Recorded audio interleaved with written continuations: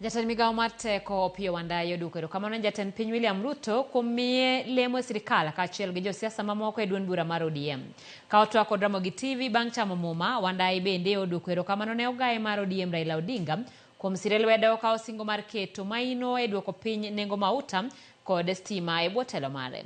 Bende osingo mar rakore aching' kod lal mar stima ma kinde ka kinde mosebedo guonyo e bwo telo mar jatend migao machon mar teko Davis Chirchir.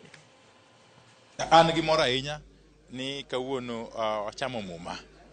Kendo aduoko erokamano maduong' ahinya ne jatend piny mar Kenya moluor William Ruto to kod jatendwa mar Azimio moluor Raila Amolo Odinga kuom timo gima gitimoni.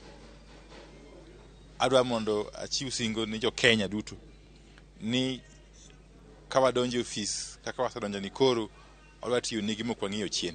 Kendo ang'eyo ni gima chando gi maduong' ahinya en nengo mar stima to kod nengo mar mafuta.